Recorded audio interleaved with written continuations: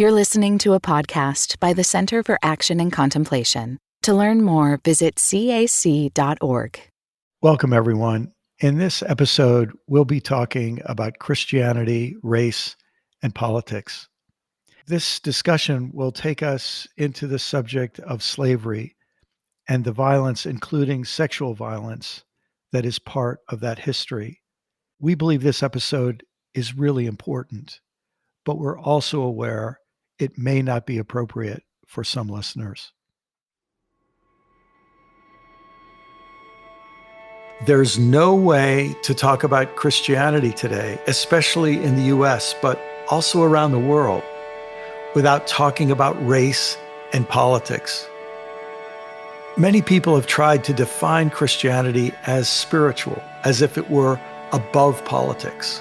That's how I grew up in the 1960s. But I came to realize that to claim religion was too spiritual for politics always empowered the oppressors. Passages in the New Testament, like 2 Corinthians chapter 5 or Acts chapter 10, showed that Jesus and Paul had a vision of Christianity that was radically, scandalously inclusive, that upset social pyramids, that upset prejudices, biases, and bigotry. And what happened when this message was proclaimed was that old divisions, dividing walls just dropped away. I think a lot of us wonder if that legacy can be rediscovered, because in the intervening centuries, Christianity has been used as a weapon, not a medicine. It's been used to further divide people based on race, gender, class, national origin, and other kinds of status. There's no way to talk about Christianity today, especially in the US, but also around the world, without talking about race and politics. Listen as I read this passage from Do I Stay Christian? I'll read it slowly, thoughtfully, so that you can let it echo and resound in your own heart. Purity and innocence might sound like good things if you have never read the story of Cornelius and Peter in Acts chapter 10. Peter was raised in a strict purity culture, so he felt it would pollute him to go into the home of an unclean Gentile like Cornelius. But Peter had a powerful dream or vision in which God repeatedly commanded him to break one of the purity commandments and thus violate his own innocence. The vision shattered his preconceptions, and so he consented to enter the home of Cornelius, the unclean, the Gentile, the other. Then Peter made this disruptive statement: God has shown me that I should not call anyone impure or unclean. He wasn't just changing his definition of what was clean or unclean, he was leaving that binary behind forever. Peter continued to struggle with this insight.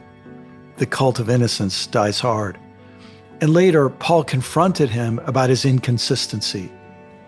Paul understood the struggle because he had a disruptive spiritual experience that was remarkably similar to Peter's.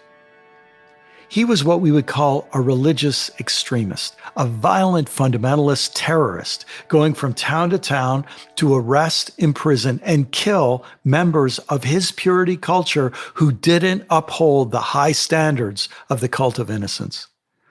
He was so convinced of his innocence that he felt justified in committing violence. Paul had his relapses into clean, unclean thinking, like the rest of us. But he had the audacity to say that the primary marker of belonging to the community of innocence, which was circumcision, didn't mean anything. To another group, he wrote, "From now on, we regard no one from a human point of view." From this new point of view, instead of dividing the world into us and them, clean and unclean, we participate in a new creation in which we seek to reconcile all people to God and one another.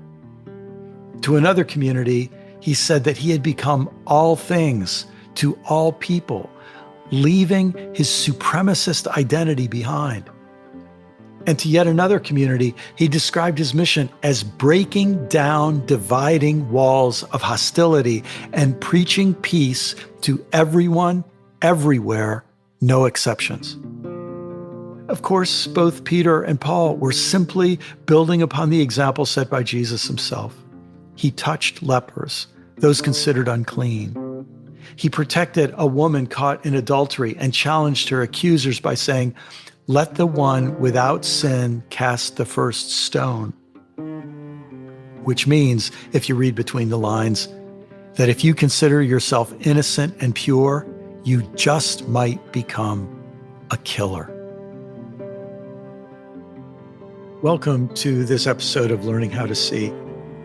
In this episode, I'm joined by my friend Lisa Sharon Harper, a gifted author and speaker, an activist, and we'll be exploring some themes from her powerful new book, Fortune. And I'm also joined by my esteemed colleague in the Living School at the Center for Action and Contemplation, Gigi Ross, who you may remember from our last season. Lisa Sharon, I am so happy to have this conversation with you. I am a raving fan of your book, Fortune. I thought it would be great, but it just went beyond what I could have even imagined. So impactful and a heartbreaking story, a beautiful story, a resilient story, a story of brings together 10 generations of your history with the larger history of America, with theology. And I wonder if you could tell everyone a little bit about the process of writing the book. Amazing, kind of an amazing unfolding story to me. It was, I have to say, there were several times in the middle of it at different junctures that I thought, what am I doing? What have I said I would do? Like, am I crazy? Like to try to do this? But I didn't start out to write a book. I started out 30 years ago to figure out who I am as an African American. We have a brick wall. At least we used to have a brick wall when it came back to the Civil War. Past the Civil War, it was nearly impossible for any of us to find anything about who we are and who our people were. And most of us don't even know our great-grandmother's names, our great-grandpapa's names, or we might know one, but not all of them. And so I didn't. I knew I had Grandmom Gillison, who was my great-grandmother, and that was my only great-grandparent that I knew. And other than that, I had Kizzy and Chicken George, and that was it. We saw Roots about 21 times, and they became my family. But around 1991, I decided, no, I want to know more. I want to know who I am and who we are. So my mom and I jumped on the phone and we got to talking, and I still to this day have my very first family tree. 1991, we didn't even have names. I think my mom might have obviously knew names, but she didn't tell me in that day, or I wasn't interested. I just wanted to know, okay, when did Grandpop live? And when did Great-Grandpop live? And all of that. So I have that tree. But now we have like 1,600 names on our family tree. Been working with a genealogist over the last year who's really filled it out through DNA, like DNA detective work. It's been an incredible, eye-opening journey. And when I realized that this was a book was when we discovered Fortune, when we discovered Fortune Game McGee and Sambo Game and Maudlin McGee, her father and mother, and realized that they were intertwined with and impacted by the very first set of race laws that ever existed on this land in the second colony. So the first set was 1662 in Virginia. And then 2 years after that was Maryland.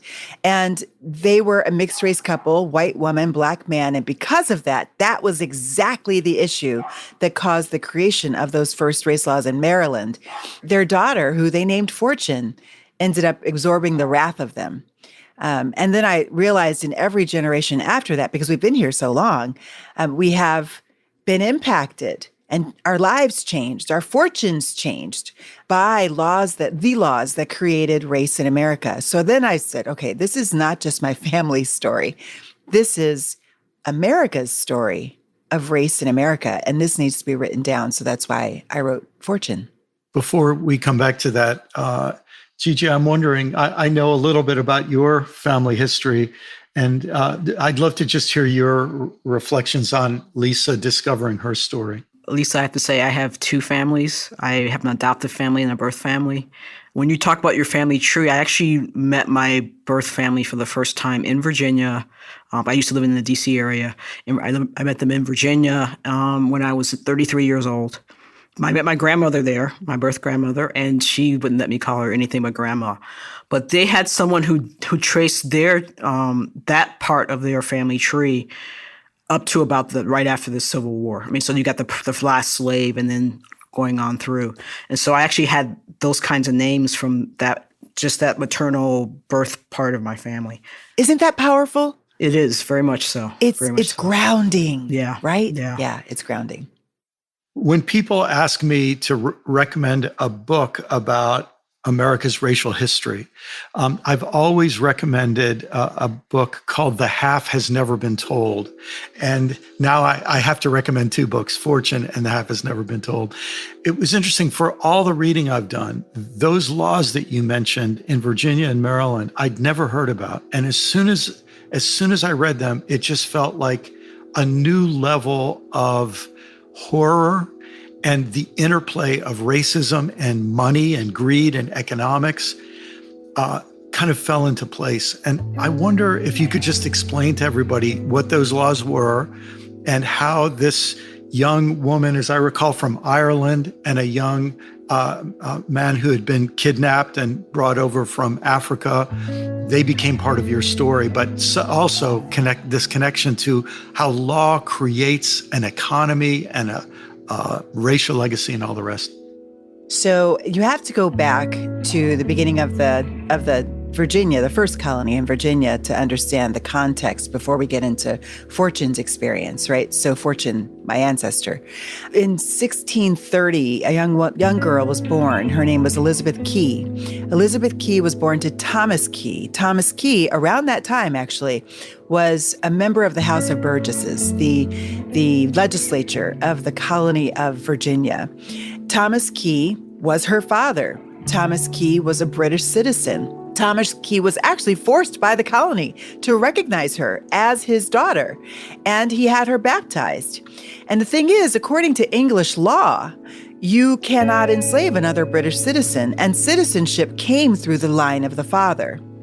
So around 1650, Elizabeth Key is about 20 years old now. She says, you know what?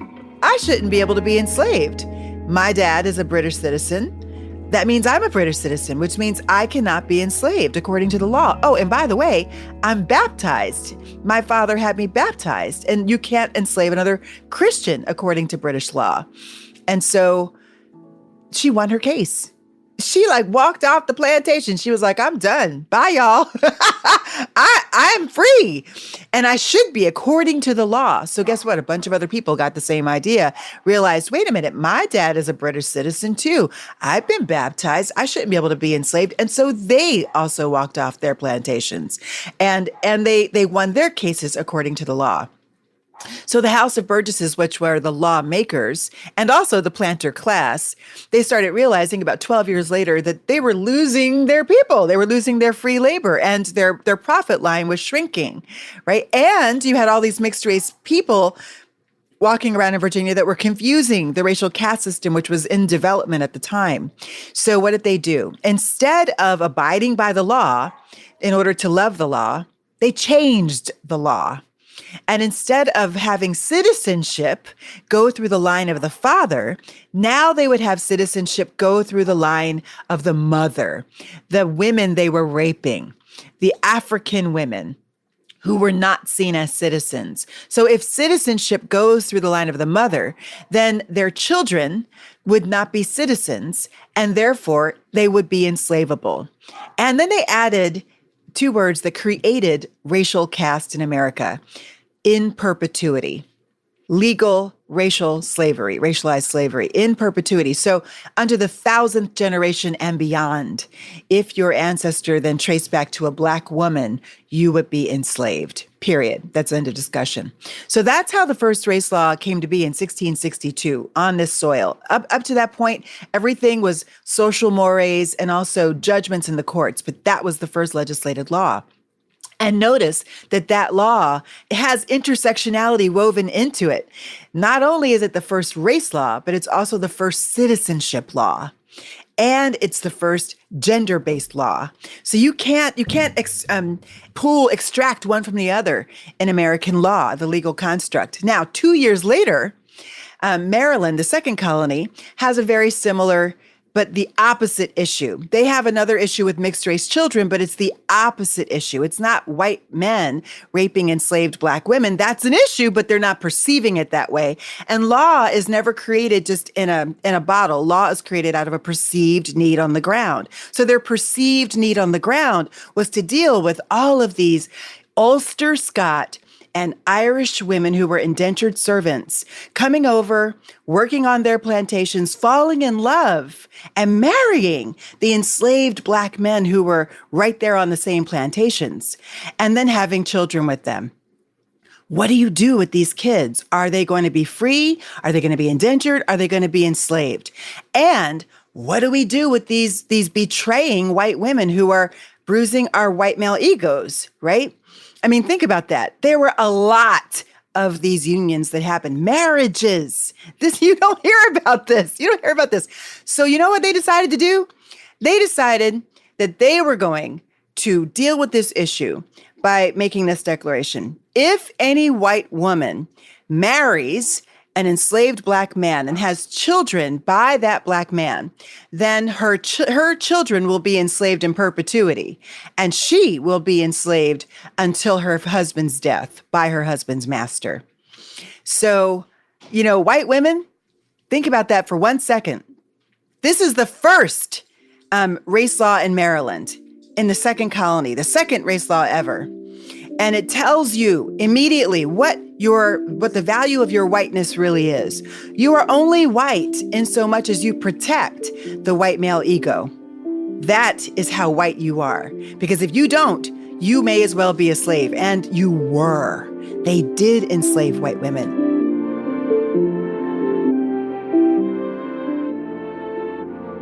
And this is the thing, Brian, this is what gets to your point. It didn't take long before the Maryland, some people call it the House of Burgesses and other people call it the General Assembly. So the General Assembly didn't take long before they realized that the planters were now forcing their indentured Irish and Ulster Scot women to marry and have children with enslaved Black men so that they would increase the profit line of their ventures, their capitalist ventures. This Catholic colony clutches its pearls and says, ooh, we didn't mean to do that. That's arguable because they actually are the planter class. Hello, right? So the legislators are the ones who are the plant. So what do? They take the keys of indenture and the management of who gets indentured and who gets enslaved out of the hands of the planters. And in that moment, they place the keys in the hands of the church. And the church then becomes the managers of the crushing of the image of God, the exploitation of the image of God on earth. They have the most accurate records. When the courts sentence people to be indentured or to be enslaved for whatever reason, they are the ones who keep the most accurate records, according to expert genealogists that I spoke to, Paul Heinig. And so you see very early on the roots of the hierarchy of human belonging. And it's most explicitly shown when you ask the question, who does this benefit? And to what end? It always benefits white men. And in every single case, actually in every generation, the white man is the only one who bears no accountability for his actions and is protected from consequences by the law. My gosh. I just have to say, as I read this, having spent most of my life in Maryland, I felt like I was seeing things I'd never seen. But that detail that the church becomes the custodian of enforcing racial hierarchy, of course, brings to this wild combination of factors: sex, rape, money. You suddenly realize, and Maryland became a huge part of its profit came from white men raping women to produce babies that could be sold. I mean, just suddenly you see that this is this whole underbelly. It's not just the production of cotton, it's the production of what were called hands. They weren't even full human beings. They were just hands that would pick cotton. Oh my gosh, it's incredible. Now, Brian, there's also something else here. When you look at the law and you ask who is penalized for having sex across races, the only other person who is not penalized is Black women. Black women are not penalized by the law because our bodies are understood to be farms for free labor. Our bodies produce the free labor. So white men can have sex with us or rape us with impunity, and we will not be hauled into court because white men use us to produce that free labor. Now, here's the thing. This is debatable. People who are scholars actually argue on both sides of whether or not white men, believe it or not, whether or not white men raped Black women or even mixed race women in order to get free labor. But here's the thing. First of all, I read a book that was amazing by Rita Brock, I believe is her name, Rape, Sexuality, and Colonial Slavery and Colonial Times. And what she says explicitly is that rape was used as a mechanism to entrench profit lines and also as a method of terror on colonial plantations in the colonial life. But secondly, I did a little DNA, search of my own. I because of the work of genealogists that have actually documented this, particularly Paul Heinig, I know the names of the indenturing families of fortune who stood there in a courtroom in 1705 and was sentenced to be indentured until she was 31 because her family, her father was Senegalese and her mother was Ulster Scot, right? Because they were Black and white. So she was indentured to Mary Day, and then her daughter was indentured to Anne Fuchs. So I went into my ancestry DNA and said, are these surnames in me? And it turned out they were. So I wondered why in the records there was never any mention of a father. I asked, are they in a brothel? Like, what's going on? They weren't in a brothel. They were simply indentured to these families. But it turns out that their bodies were being used because now, by that time, they had begged off of the white women being enslaved thing. And what it came down to was if your mother is white, you cannot be enslaved. But if your father is Black, you will be indentured. And if they were married, indentured for 21 years. If they were not married, indentured for 31 years. Hence, Fortune is indentured for 31 years or until she's 31. And then the laws develop even from there to the point where when Fortune's daughter is in service now as an indentured servant, the incentive, the financial incentive for that rape was that as indenturing men raped their indentured servants and had babies by these servants, their children would then be indentured to their family by law for 21 years. 21. So that's 21 years of more free labor. 21 years. There was financial incentive.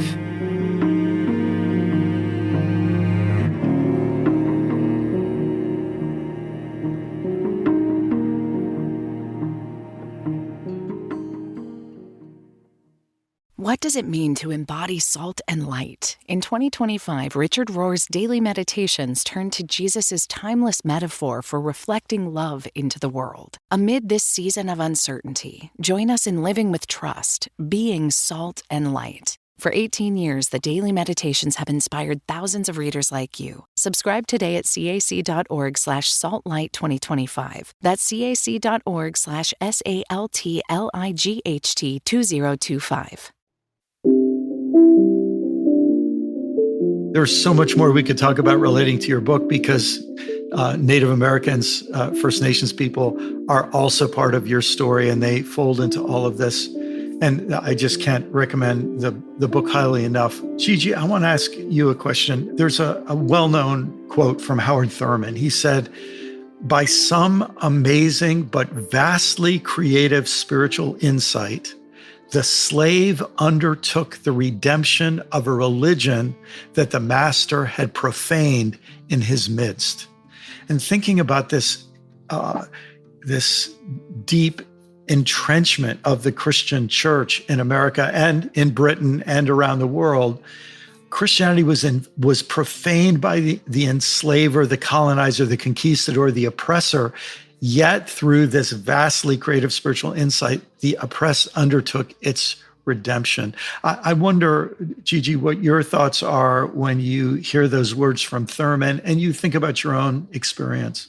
The first thing that comes to my mind is it is redemption because originally Christianity was religion for and by the marginalized. And I just thinking of history, one of the problems that actually the Romans had with Christianity was not only were the slaves becoming Christian, but also the women were becoming Christian. And both of these are people who aren't really quote unquote citizens, they're property, although Roman women had it better than some other women, but still. And so it's kind of like reminding me of what Lisa Sharon was talking about, that Christianity actually started in a way as a refuge for those who were marginalized and a way that they can find salvation through something that Howard Thurman talks about in Jesus of the Disinherited, of really coming to see themselves as children of God. And if they're children of God, you can enslave their bodies, but they're free, I also remember there's, I don't know the exact quote, but Jean Shinoda Bolen in her book, Goddesses in Every Man, says something that other people say is that when you're growing up and you don't get a sense of love, you often settle for power. What I feel in Christianity, and I can't prove it, but, is when you are being oppressed and you actually get the chance to have power, there's a real temptation to take it. And so you have the emperor saying, I like this religion. I had this vision, and so I'm going to take it over. But, the people could have said, this isn't what this religion's about. I mean, it would have cost them a lot, but they were used to having it cost them a lot. But they didn't, They took, I'm not blaming it on them, but because it isn't just like individuals saying yes, but the way the system worked, all of a sudden, Christianity got turned 180 degrees around and became this religion of power instead of this religion of love. But still, throughout Christianity, even though there was the powerful church, there were still people who were trying to bring Christianity back to its roots. And the first movement of the Desert Fathers and Mothers was, how it started. And so I think that kind of relationship with Christianity goes on through time.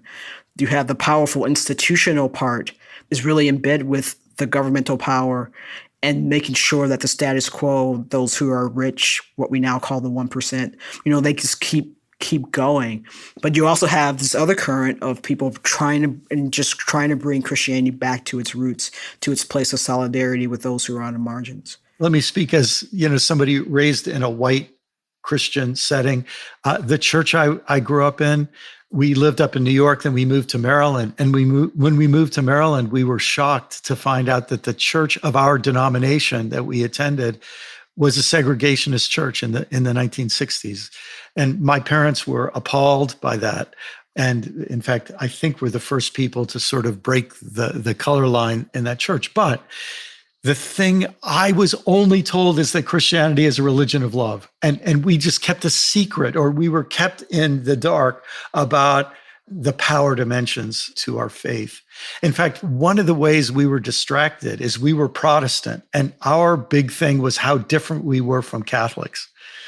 But then you realize that that's kind of a weapon of mass distraction that we think our big differences with Catholics, when really the big difference was the truth was Catholics and Protestants had both been part of this history of racism and white supremacy. And Lisa Sharon, this is something you wrote about in your book, that legacy that Catholics and Protestants share. I wonder if you could just say a little bit about that. I think that the thing that strikes me about the legacy of racial caste and the way that our faith has entrenched it, has protected it, and at the same time has fought against it, it has to do with exactly what Gigi was talking about, the corruption of our faith from the very beginning. I honestly think it has to do with the fact that we've been worshiping not just a European Jesus, but white Jesus. And I think it has to do with the fact that, and when I say white, I mean white in the political sense. I mean white as in the Jesus who is shown to us in purple robes and a crown. And we even say crown of thorns, right? But that was no crown. Yes. That was a torture mechanism. White Jesus does come to us from the social location of empire. And yet actual Jesus came to us from the social location of the enslaved, of the serially colonized. His people were serially enslaved. And really, there's not even one writer in the entirety of the entire Bible that was white. Not one. Not one. Just think about that. There's only one person in the entire Bible that has a speaking role who is European, like as in born, bred, white, European. Pilate, the only one. Some people would say, oh, but Paul, no. No. Saying that Paul was white is like saying that I'm white because I used to live in New York City. No. Rome was the center of the colonizing world at that point. It was incredibly diverse. And Paul was a brown man from a serially enslaved, colonized people. So when you look at that, this is the thing that made me go, aha, Brian, was when I realized that in writing my last book, The Very Good Gospel, that the very first page of the Bible is written in the context of colonization. It's written in the context of enslavement. And they are writing actually critique of their enslavers, their captors' worldview. And they are declaring against the tide of what the culture tells them. I am somebody. We are somebody. We too are made in the image of God. We too are called to exercise dominion in the world. Oh my gosh, how did I not hear this before? How did nobody ever teach this to me before? But no, the people in my life at that time were actually arguing over whether it was really about 7 days of creation or not. Was the world really made in 7 days? Oh my goodness, people.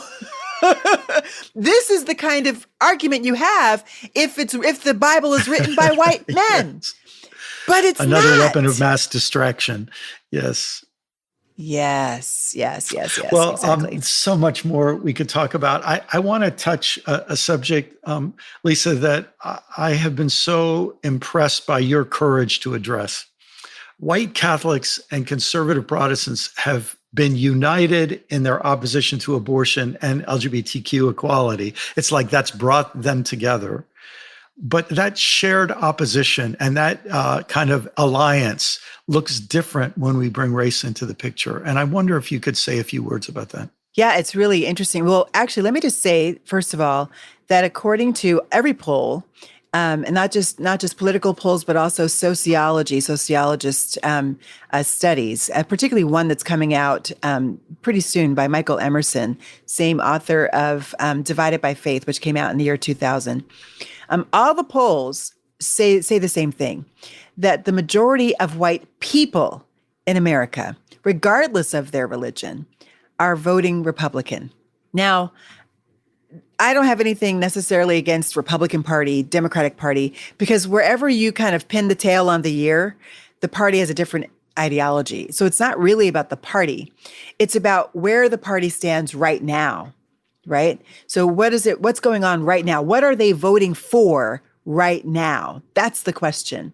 And what they're voting for right now, the majority of white people in America, which increases the ratio of white people that are voting for the Republican Party increases the more Christian they get, the more they ascribe to Christian thought, the more they're going to church. Literally, if you're going to church at least once a week, you're what Michael Emerson calls a practicing white Christian, and you believe in the Bible, and you call yourself a Christian. Well, Michael Emerson right now, according to his sociological study, it's actually shown that the majority of practicing white Christians in America actually are not worshiping Jesus at all. They're worshiping white Jesus. They're worshiping whiteness. And so white Jesus is one of their totems, he would say. So it makes sense then that the majority of white Christians in America are voting Republican, because the Republican Party right now is actually diametrically opposed to its founding fathers, to the Republicans of the 19th century, who established the Justice Department, who established the 14th Amendment, which entrenched birthright citizenship, which they are trying to dismantle, which established voting rights for all men who were citizens in America. It took another, 60 years for us to get it for women, but we got it. And yet now it's that party that is not only suppressing the vote, but actively plotting to subvert the vote in this election and in 2024.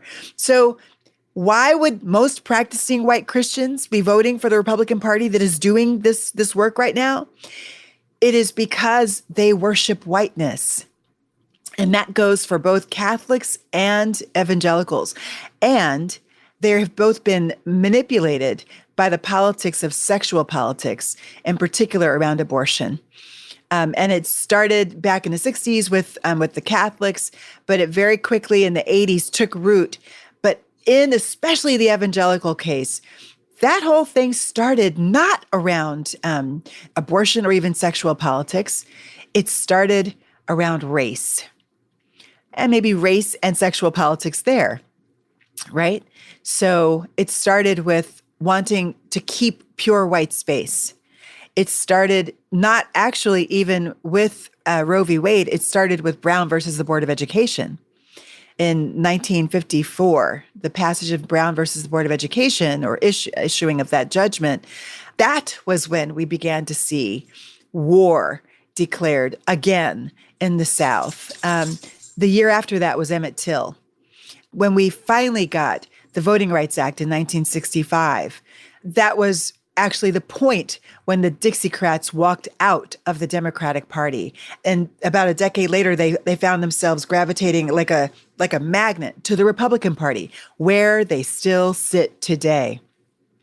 So Catholics and evangelicals have been used, really, by the Republican Party in order to build its power. And the question of abortion has been leveraged in order to sway that vote, but they have been manipulated and lied to. The way that I had an aha moment was when I realized, wait a minute, the evangelicals lost their Supreme Court fight in 1983. 1983, their Supreme Court fight, Bob Jones University versus the USA. In that fight, they were fighting to maintain pure white space on Bob Jones University's campus. Bob Jones University said, okay, we don't want to lose our tax-exempt status. Their first concession was to say, okay, we'll admit one Black person. So they admitted their janitor. And their janitor made it for less than a year before he said, I'm out. I'm not doing this anymore. And so then they said, okay, we will admit married Black people onto our campus. And then, U.S. government said not good enough because of a title in the law that came down as a result of the Civil Rights Act, which rests on the judgment of Brown versus the Board of Education. So they said, okay, we will admit single Black people, as long as they sign an agreement that they will not, a contract saying they will not date while they're on our campus. And any white person who dates a Black person or even is a sympathizer with the misogynization of the races will be expelled. And they all had to sign an agreement. This is in the 1980s. So they lost their tax exempt status. They lost it. And the Supreme Court came behind them and said, that's right, they should lose their tax exempt status because they're not complying with the Civil Rights Act. So that same year, within really weeks, the religious right was born. The moral majority was born. And their number one directive, their number one strategy was to overturn the calculus, the weight of the court, the Supreme Court, where they had just lost. But they looked around and they said, we can't do this by naming race as the issue anymore because it's not gauche. It's not the thing people are going to respond to. So what did they do? They named abortion. And they made abortion their way to overturn the court. And what do we see happening right now? Abortion will likely be outlawed by this court, by the court. They won. They won the war in the last couple of years with Amy Coney Barrett being appointed to the court, and also with Brett Kavanaugh. Brett Kavanaugh was the tipping point, but Amy Coney Barrett just tipped it over. And so now they have a supermajority in the court, and it's lifetime appointments. And what do we see? Within 2 years of her appointment, we do see the demise of the right for women to make decisions about their bodies.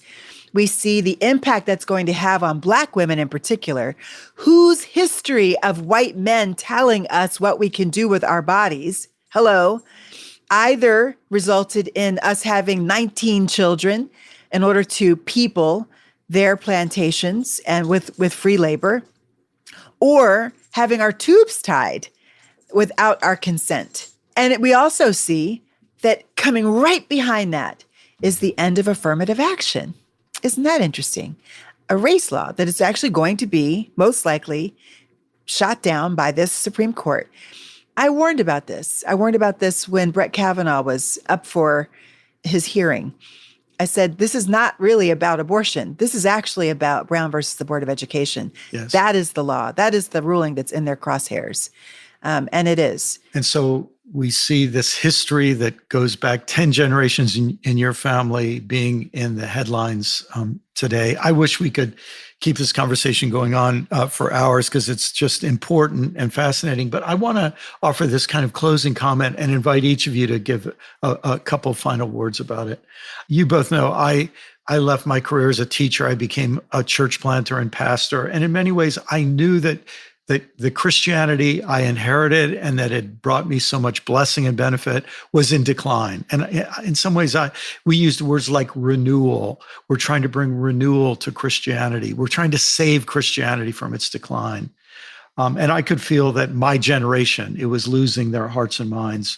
But I remember I was probably in my 30s or early 40s when it hit me, that if we saved Christianity without addressing its deeply embedded white supremacy and male supremacy, we would not be doing something good. In other words, a racist and sexist Christianity is not worth saving. That's what I came to feel increasingly. And that many people are leaving Christian faith for many different reasons, but one of those key reasons is they don't want to be part of a community that's unwilling to address its history and theology of racial harm. Lisa, through your book and other work, and Gigi, through your work in the Living School at the CAC, you're both helping us address this reality in Christianity, both past and present. And I'm grateful to you for that. And just wondered if you had any final comment. The first thing that comes to me is the difference between Christianity and the difference between following Jesus. And sometimes I think labels can become idols. So I have two things. There's one, on the one thing, I really would not want to give Christianity to those who are entrenched in white supremacy. I would not want to do that because there's also the other side of Christianity, which has done a lot of good. But at the same time, I think it's more important to follow Jesus than what what you call me. And so for me, if it's Christianity has come and its time is gone as it is right now, then that's, everything is born, everything dies. That's not going to stop God. Something else will come up in its place, So I personally have to say, I don't actually go to church right now because I haven't really found a church community that speaks to me and that I can feel supported by, but I still follow Jesus. And for me, that's way more important than that label. That being said, that's individual. Systemically, it's very, very important that Christianity be called out on its shadow side, and for some people, not so shadow side, because it is not really true to what it's supposed to be. And I think that should be held up as much as possible. Thank you. Beautifully said. Thank you. I think that when we ask the question, what is the call of the church for the next 500 years? If the first 500 years was about the Reformation, right? The Reformation of the church, not the first 5, but the last 500. What's the next 500 about? I think the next 500 will be about the decolonization of the church. I know there's a huge deconstruction movement right now, but I have to say, Brian, you were probably one of the first people to ignite that deconstruction movement, that caught fire from it. And that was decades ago. That's not new.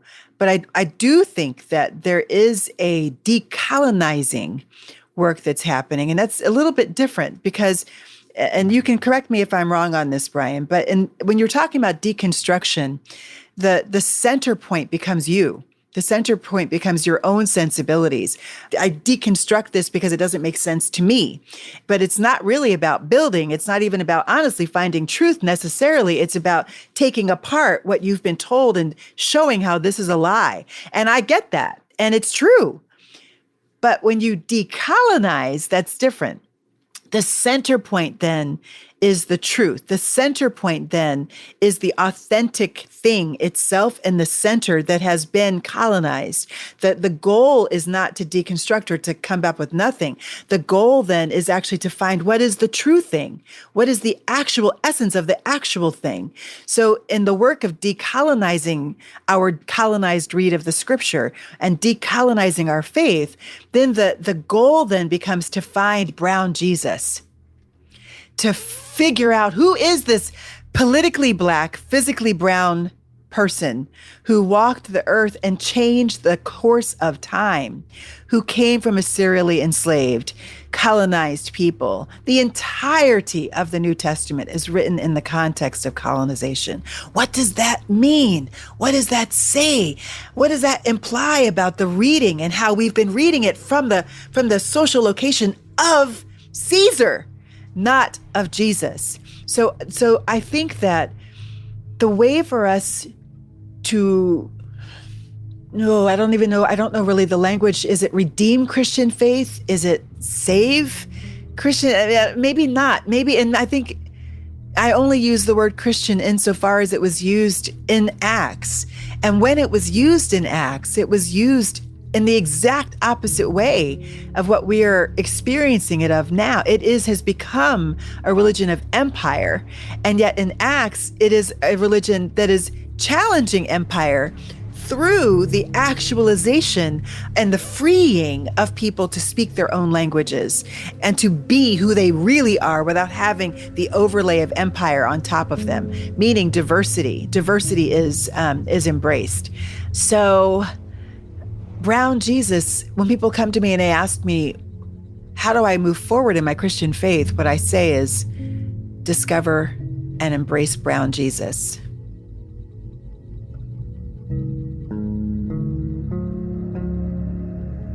Listen to these words from Jesus' Sermon on the Mount, using an unfamiliar, but I think deeply legitimate paraphrase of words that you may already be familiar with. And imagine how saying these words, feeling these words, would instill in you an identity very different from the kind of identity that religion often instills in people.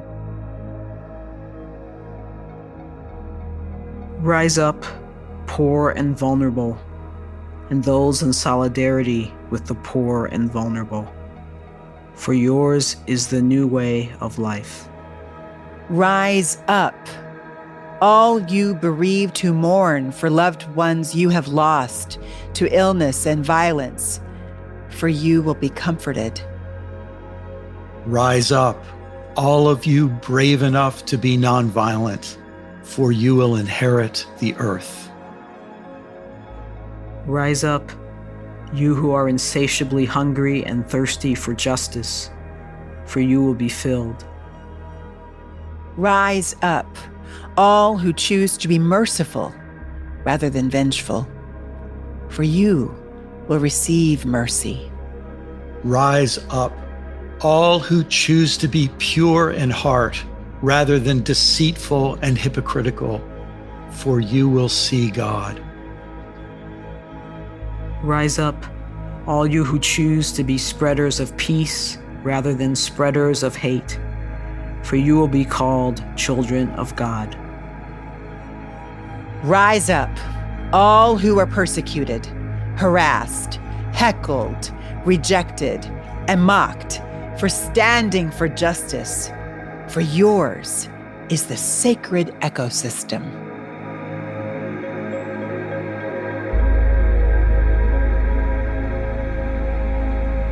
I want to thank our guests for this episode, Lisa Sharon Harper and Gigi Ross.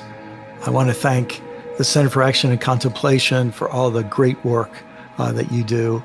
And I want to thank each of you who are listeners. Thanks for devoting this time to this important question of how we hold our Christian identity in a world so desperately in need of racial healing. And a special thanks to Corey Pigg, the producer of this program, who is such a joy to work with.